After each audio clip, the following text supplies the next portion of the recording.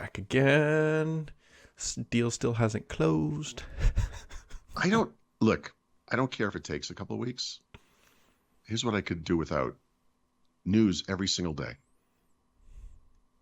Every day there's news. Every day there's this little subtle change, a little something. There's something I have not written about nor seen elsewhere, but there was a story this morning that some small number of individual plaintiffs have actually petitioned the Supreme Court in the United States to block this deal. I got to tell you something.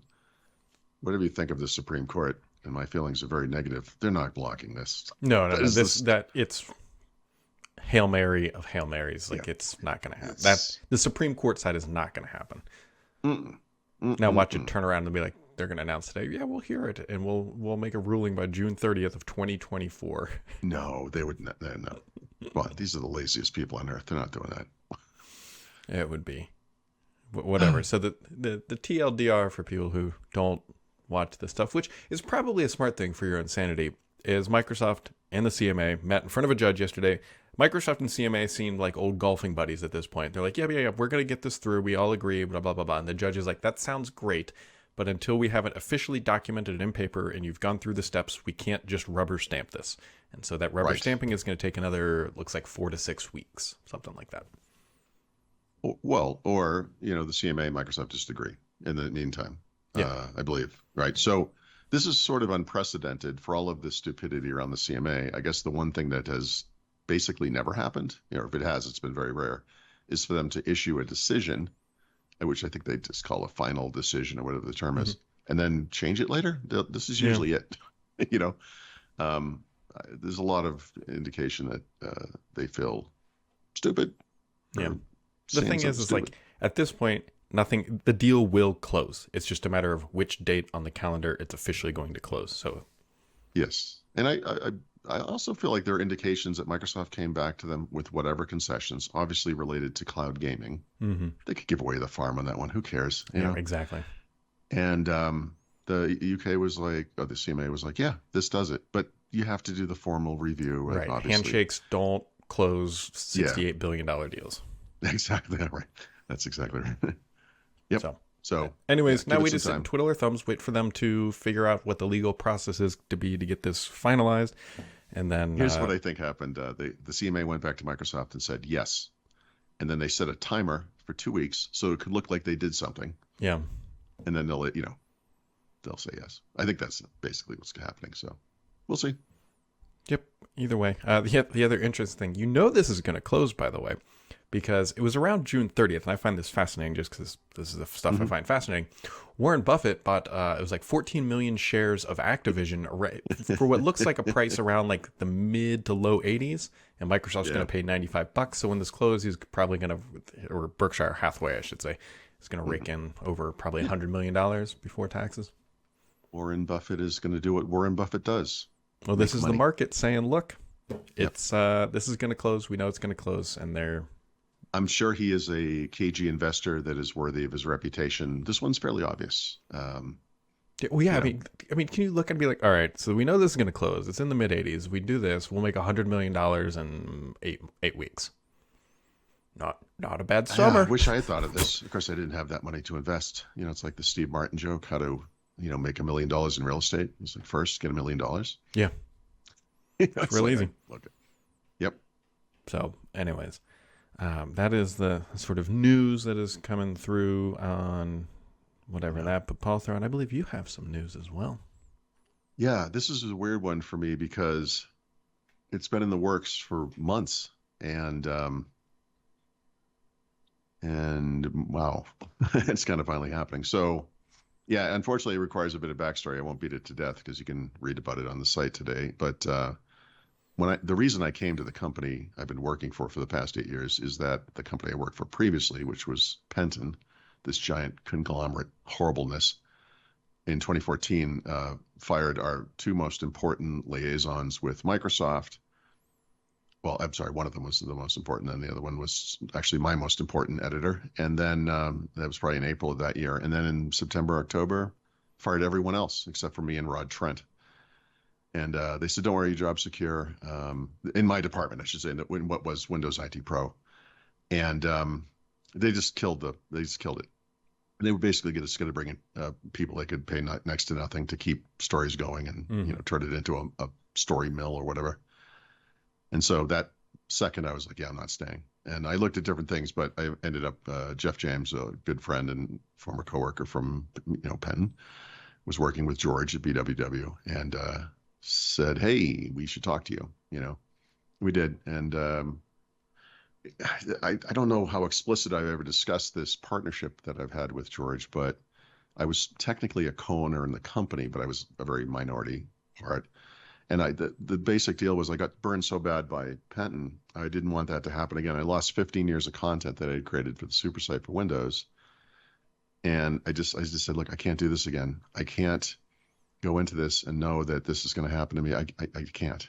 Like, this has to be mine in some way. So we structured this such that if things ever fell apart, if I ever wanted to go, that I could have it, Mm-hmm. And, because you were there at the time, but we were flying pretty high in 2020, and there was all kinds of things going on, which I shouldn't discuss because it's not, it's private information with the business, but things were looking great. And then the pandemic happened. And better than anyone else, the way the company was structured. I mean, we have on the Thurrott side a kind of premium membership, which is great in advertising. And on the Petri side, it was a lot of sponsorships, big companies that made up a big chunk of our revenue. And that stuff disappeared overnight and never really recovered.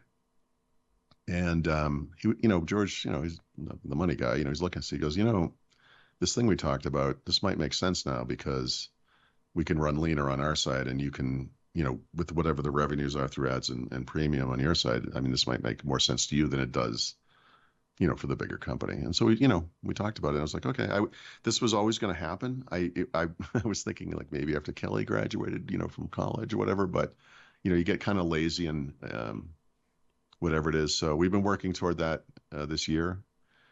Technically, we legally transitioned the company to me back in March. There's a lot of back end stuff, partners, for all of the back end machinations that I just don't want to get into, and who would care. So it's taken longer than we both wanted. But we kind of emerge on the other side, and it's super positive. I think for both of us, we're still, George and I are always going to be friends and partners to some capacity. We're, you are kind of split between us in a small way. Laurent is split between us in a big way. Mm-hmm. Russell is still going to publish his stuff each week on my site. And, it's kind of, you're still part of the family, right? You left the company. Yeah. This kind of family-like situation we have, it's a lot like the Fast and the Furious, except he's The Rock and Vin Diesel or something. I don't know. Anyway, yeah, so it's it's scary, right? But going through all the numbers and I think it makes sense, mm-hmm. And I also think a lot of people, you see Thurrott.com, you think this is me, and it wasn't me. It was a company. And now it is me, and it's a company, but it's me, and my wife, and Stephanie's more involved now as well in the back kind of business side of it. We go for walks every day, and she starts talking about SEO or which articles did best this week. And I'm like, who are you? Like I used to bore you with my work. So that's kind of an interesting thing too, Yeah. But yeah, we get some, I think, now that I'm sort of doing the business side, I'm going to, how I am, I'm super transparent about everything. I've already started some articles rather about some of the back end stuff, how moderation works and what that looks like. And so, what people see and what I see. And so they understand, what's happening. Mm-hmm. I think that's going to be kind of fun, but, it's, as we record this, we haven't quite, the announcement hasn't gone out yet. That will happen today, before this goes live, hopefully. And we are also starting a new newsletter. The newsletter stuff is a little tough because to do it the way we were doing it was prohibitively expensive for me. And I have partnered with J.R. Raphael, who's a guy I've known virtually for many years. I don't know him personally, but I was delighted to finally meet him. Lisa Laporte from Twit kind of connected us because I'd gone to her for advice. I've known her for years, right? So she's great with the business stuff. I went to her to talk about alternatives of, things, and she recommended him.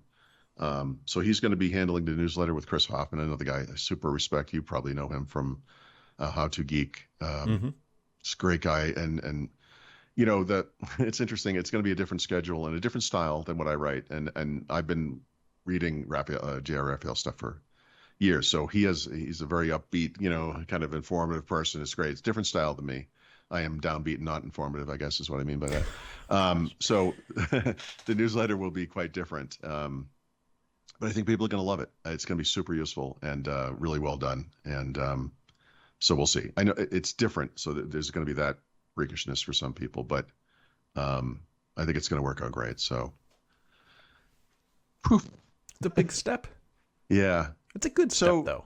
Yeah. I mean, for most people, I would say no one would notice a thing, right? Yeah.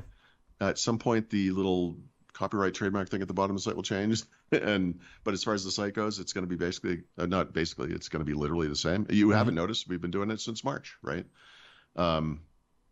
So, I mean, I don't get paid anymore. I mean, that's a little different, but, it's, it's interesting. It's scary, but it's, I don't know. I feel like it's this is a good, I hate to say Yes. end goal, because end goal signifies that it's the end, but it's really not. But now you are in complete control of your destiny and your content, Yes. which is a big deal. There was a big question when I left Penton about, because I talked to a couple of different web publications, and it was like, do I want to be part of something?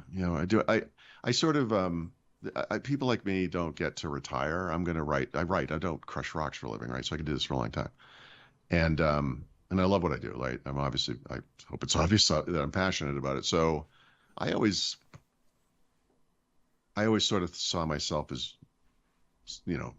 sole proprietor of something at the end anyway, right? And I know the end is a tough word. I don't mean it like that. I don't mean like I'm cresting toward retirement or something, but I think I was always going to end up like this, Yeah. I got, like I said, I got comfortable. Like, it was going great, and I love all those guys.